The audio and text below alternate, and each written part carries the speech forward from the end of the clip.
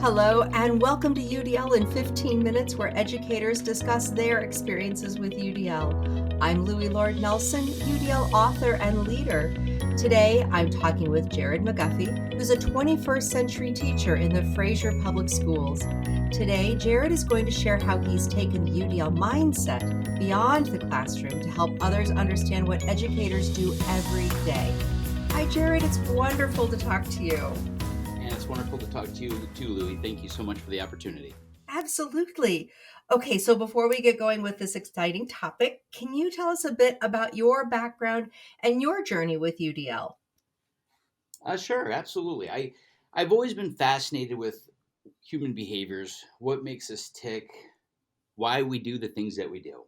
So I majored in psychology in my young age, thinking I was going to go down that path. And of course, like most people, I graduated and found a job in sales, worked my way through an MBA, and then transitioned into some corporate management. And I'm sharing this experience because it's going to play out as we have this conversation. So in mid-level management, everything's going great. I end up finding my wife. My wife is a wonderful teacher and truly an inspiration to me. And I couldn't help but notice how she would come home and absolutely love her job, and everything was great. And she loved every aspect about the profession. And I was young enough to make a choice. Or maybe I should say life created an opportunity for me. But I ended up transitioning from the private sector, the corporate world, and into education. So I went to school, Oakland University, to get my master's in elementary education, and then followed that with an education specialist. So I found my first job. I was teaching in Detroit, middle school math, sixth, seventh, and eighth grade math. And then I found myself shortly after in Fraser.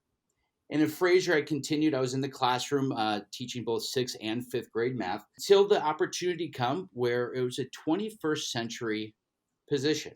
And the 21st century role would not be familiar to many districts. But what it is, it's essentially a hybrid between a classroom teacher who teaches specials and then also a instructional slash UDL coach. And within recent years, Fraser Public Schools as a district embedded UDL in their strategic plan. And because they did this, that has in essence become a focus for us as 21st century coaches to work with the adults, the teachers, and we still get to work with the students as well. It's been an absolute blast to kind of dive into UDL. And we skipped the whole dipping our toes in and we just dove right in, right?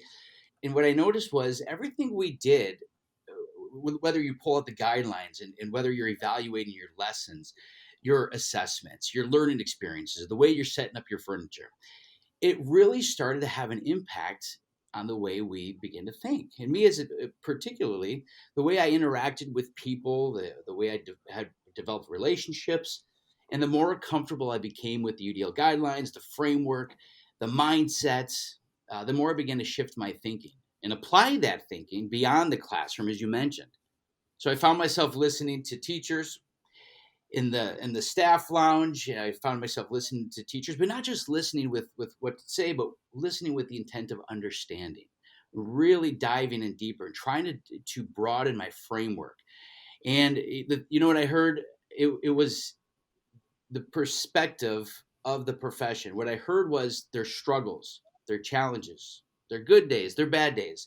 What brings them joy and what seems to be the impossible, right? Classroom practitioners, I think everyone is agreeing right now. We have the job that seems near impossible. All the hats that we wear, and there was a lot of frustration.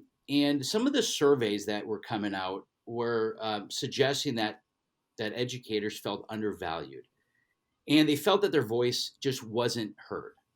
So that left me with the question of, okay, well, how to be heard? Let's see, what might we do to motivate their voice and share it? How might we become resourceful and knowledgeable to be heard by those making decisions? And how might our teachers become strategic and goal-oriented and flipping the narrative of today's educational systems? Nice. Well, first of all, I'm going to say that the 21st century position sounds like a dream. Working both with students and then with your colleagues, I just think it's a beautiful match and awesome. And then the other thing that I loved hearing was that concept of listening to understand. It's a humanistic thing. It's so wonderful that when any of us give that gift to anyone else, whether it's to our students or our colleagues or our spouses or anyone with whom we have a relationship, everything's a lot better, right? So, okay, it's evident that you have this really deep connection to the framework because even how you were describing everything at the end, you were using the expert learner traits to explain how you were wanting to help teachers. So, you've brought UDL into the life of another area of your life, and that all started with a fellowship, right? So, start there. Sure.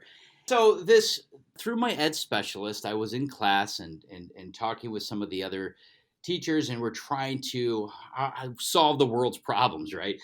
And I had a nice shoulder tap from one of my professors, and she suggested that I apply for this fellowship that Oakland University's Galileo Institute of Teacher Leadership was offering. And they offer this every couple of years, so I took that risk and challenge. And during this fellowship, I was charged with re-engaging 1,500 approximately alumni from the Galileo Teacher Leadership Academy. So these are teachers who've been, whether they were teachers for 5 years or teachers for 30 years, and a lot of different walks and a lot of different levels. And through this academy, at this time, we've had over 1,000 people graduate from a 2-year cohort of teacher leadership. So the question is, what are we doing now? You know, we spent 2 years, and I was part of the 15-17 cohort, and it was an incredible growth opportunity. But now the question is, all right, we went through the teacher leadership, we're building capacity, we're trying to make a difference in our school level and at the district level. But the question is, how do we engage these 1,000+ teachers, and how do we engage them to broaden that, to go to the state level perhaps, to have a larger impact? So there was this idea of trusted voices. What this would be is a nonpartisan, purely grassroots teacher leadership advocacy group. There was a study that we were looking at, and it suggested that the community trusted the voice of their child's teacher the most. The super, absolutely. The principal, even more so. But when it came to the one on the front line, that classroom practitioner, that teacher that the child knew by name, that was the trusted voice. So we coined that phrase, and now we refer to our teacher leaders as a trusted voice. And the idea is to have every district to have this trusted voice, which would have the responsibility of connecting stakeholders, connecting with the community, and also just being a sounding board to their local policymaker. Would you be interested in hearing the mission and goal? Oh, absolutely. So the mission statement, I should say, is to collaboratively reframe the agenda for public education. As a nonpartisan advocacy group of educators, we are focused on building collaborative partnerships among teachers, administrators, and policymakers to ensure every Michigan learner receives the highest quality of education. The goal is to support our superintendents through the collaborative advocacy and serve our policymakers, offering feedback on how education policy shapes Michigan schools as well as the teaching profession. And as I continue, I'm going to start to bring in that UDL framework. But ultimately, at the end of the goal, our vision is to empower a trusted voice in every public school district in Michigan. And just for our audience who might be listening, if they're interested in priorities, some of the current priorities include providing high quality teaching and learning for all kids with intention to equity, support teacher retention and recruitment, connect with district, county, regional efforts, including cabinet level leaders and principals in the conversation. So you can start to hear the whole idea of all inclusiveness, bringing everybody in equitable outcomes. Some of the other priorities: teacher evaluation and support for the professional development, mental health, wellness, and supporting social emotional learning, and promoting optimal conditions for learning and appropriate student testing. The big one right now is the retainment and the recruitment of teachers, trying to get ahead of the talked about teacher shortage, and seeing what we can do. Now, if we take a look at that framework, so if I kind of just take a step back and reintroduce the UDL framework and how it's really helped me go beyond the classroom practitioner lens and really into this state level problem solving. I mean, we use frameworks for all sorts of things, whether it's evaluating poverty or organizations or leadership. So taking the same framework and applying it towards building this sustainable organization. If we look at universal, the word universal in UDL, I would like to focus on the language because it's so important that the language that we speak and that policymakers speak is understood, and maybe we close the gap a little bit on that. Policymakers and educators are more on the same page than the narrative would suggest. We speak differently. Teachers look through a lens focused on 30 students with faces, names, interests, personal stories. Policymakers look through a much broader lens with tens of thousands of students and responsibility to ensure that each educational dollar is spent in the best interest of the students and taxpayers. And I think there's a misconception that policymakers and teachers are completely on different pages. And Trusted Voices, we're taking this framework and we're trying to design a training and learning opportunities that's used to delineate the differences between the classroom practitioners and those making policy.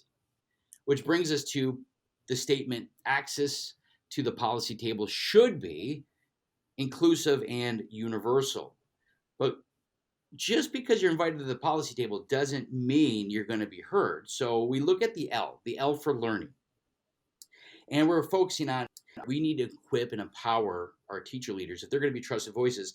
Not only do we need them to help speak and think like policymakers, but let's give them the substance that they're searching for, something that if they're invited, they can bring to the table. And the D for design, it's not just about getting the access to the policy table and not just about having that personalized story or data or et cetera that you're bringing, but how do we design this pathway where it's sustainable? Because what we know with Michigan legislature is, and more specifically with term limits, is that you'll have a legislator come in 2 years, he or she might possibly be out. So as you're trying to develop these relationships with the policymakers, how do we develop this systematically? How do we make this sustainable? So as legislators come and they go and they switch roles, whether it's House, Senate, vice versa, how might we create this sustainable so in the long run, teachers continuously have that voice at the policy table? Nice. I think one of the biggest takeaways that I had while listening was that shared experience by policymakers and educators and reminding us all that we are human, but just even specifically looking and thinking about education, everybody cares about it. Everybody does. That's why it's such a hot topic, right? And you all are finding a way to share the experiences that educators are having with policymakers to help inform them so that then the policy reflects and builds on the quality, the good stuff that's going on.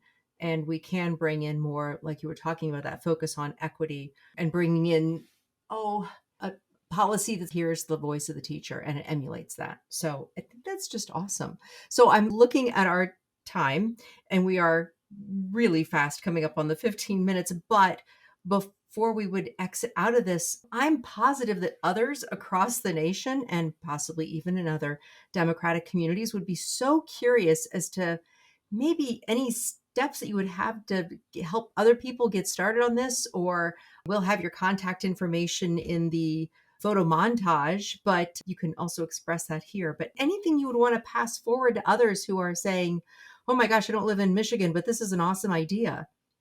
Absolutely. First off, check out the website, trustedvoicesed.com. That's trustedvoicesed.com. And just think about connecting with your policymakers and just know policymakers are very interested in hearing the voice of education. They may be experts on policy, and if you're an educator, it's completely okay. If you're not an expert on policy, you do not need to be. That's their job, right? Our job is to just be a voice and to support and to serve and to offer some feedback. You as an educator know how policy plays out with real students, in actual classroom settings. You guys have a voice. You guys have a story. It needs to be heard. Just know that they're waiting to hear from you. So reach out to your local contacts, reach out to your local legislators, and also make sure to partner with your superintendents. We want to make sure that the voice, and as we advocate, it's shared, it's vetted, and moving forward, we have that positive and supportive impact on behalf of the profession. That's awesome. Well, Jarod, thank you so much. I just love that this talked about the application of the UDL mindset to something outside of the classroom, but that it's so directly connected, taking it and helping others understand it. So I really appreciate you taking the time to talk with me today. Thank you so much. Thank you, Louie. It's been a pleasure. So, for those listening with this podcast, you can find supplemental materials like an image montage with closed captioning, that montage with audio descriptions, a transcript, and an associated blog at my website, which is the udlapproach.com/podcasts. And finally, if you have a story to share about UDL implementation for UDL in 15 minutes, contact me through the udlapproach.com. And thanks to everyone for your work in revolutionizing education through UDL and making it our goal to develop expert learners.